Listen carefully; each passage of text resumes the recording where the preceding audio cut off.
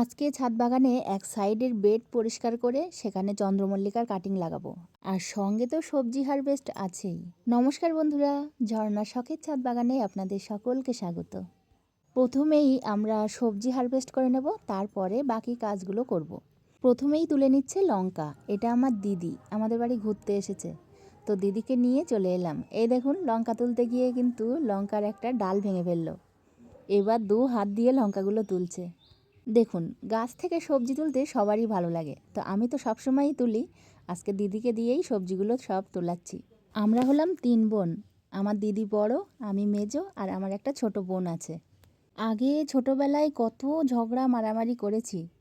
আগে যদি জানতাম যে সবার বিয়ে হয়ে গেলে কেউ কারোর সাথে আর দেখাই হবে না সেইভাবে, তাহলে কি এত ঝগড়া মারামারি করতাম বলুন তো।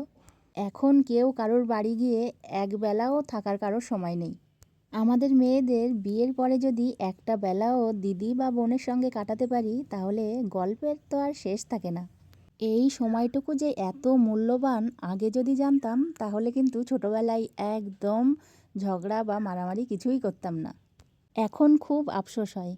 এই আফসোসটা শুধু আমার বলে নয়, প্রত্যেকটা মেয়েদেরই কিন্তু এই আফসোসটাই হয়। আর আমাদের বাচ্চাগুলোও যে ঝগড়া মারামারি করে, তো আমরাও বলি যে এই রকম কিন্তু পরে গিয়ে আফসোস করবি। তো এখন ওরা বুঝবে না, যেমন আমরাও ছোটবেলায় কিছুই বুঝতাম না। আমি আর আমার দিদি বেশি দিনের কিন্তু ছোট বড় না, মাত্র 1.5 বছরের ছোট বড়। ওই জন্য দিদির সঙ্গেই বেশি ঝগড়া বা মারামারিটাই হতো। আর আমাদের বোন আমাদের থেকে অনেকটাই ছোট, ওই জন্য ওর সঙ্গে খুব একটা ঝগড়া বা মারামারি কিছুই কিন্তু হয়নি। আবার যখন আমাদের মিল হতো, তখন আমাদের পাশেই আর কেউ আসতে পারতো না, এতটাই মিল হতো। তবে দুষ্টু বেশি কিন্তু আমিই ছিলাম। সেটা আগে বুঝতাম না, এখন বুঝি। সত্যি এখন বুঝতে পারছি, বিয়ের পরে যখন বোনবোনি দেখা না হয়, তখন কিন্তু ভালোবাসাটা অনেকটাই বেড়ে যায়। তবে আমিও ছোটবেলায় অতটাও শান্তশিষ্ট ছিলাম না, সেটা সবাই বলে, আর আমিও এখন স্বীকার করি। এই বড়বেলায় এসে ছোটবেলাকার কথা বলতে শুরু করলে সে আর শেষ হয় না। তো যাই হোক, দুজনা মিলে দেখুন এই সবজিগুলো হারভেস্ট করলাম। এবার চলে এলাম এই বেডের একটা সাইড পরিষ্কার করে নেব। দেখেছেন কি পরিমাণে ঘাস হয়েছে। এখানে ছিল আমার বরবটি গাছ। বরবটি গাছগুলো তো শেষ হয়ে গেছে, শুকিয়েও গেছে, তো সেগুলো সব তুলে এবার আমি এই জায়গাটা পরিষ্কার করে নেব। এই বর্ষার সময় ঘাস কিন্তু তুলে শেষ করা যায় না।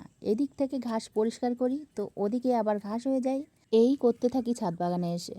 তো এই সময় তো গাছে জল দিতে হয় না, এই একটা কাজ থেকে মুক্তি পাই। তবে ঘাস পরিষ্কার এটা আর একটা বাড়তি কাজ। আর এই কাজটা যদি না করি, পাশে যে আমার লাগানো গাছ, সেই যে কোনো লাগানো গাছ, সেগুলো কিন্তু ভালো গ্রোথ হয় না। এই ঘাসেই সব খাবারগুলো খেয়ে নেয়।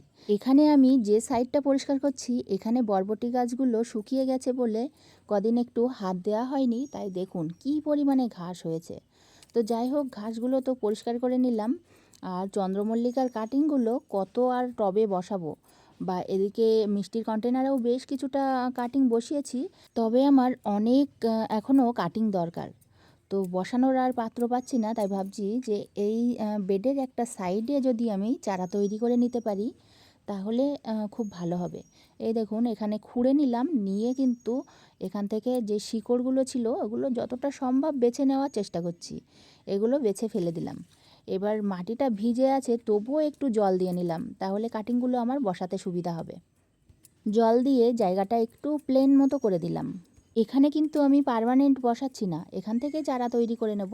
এই দিকে দেখুন, এই গ্রো ব্যাগের মধ্যে বেশ কিছুদিন আগে কাটিং বসিয়েছিলাম, খুব সুন্দর কিন্তু চারা তৈরি হয়ে গেছে।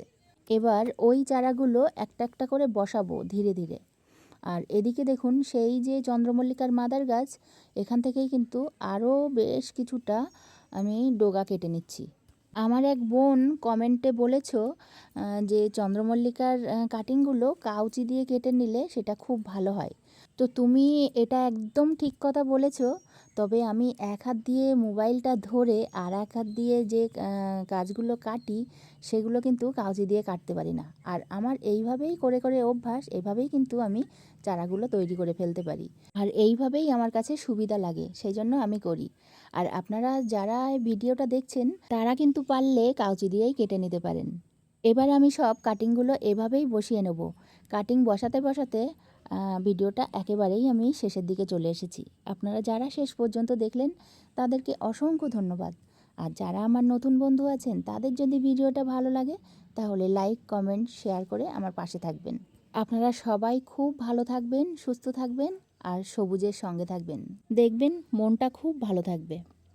আজকের মতো এটুকুই। দেখা হবে আবার পরবর্তী ভিডিওতে।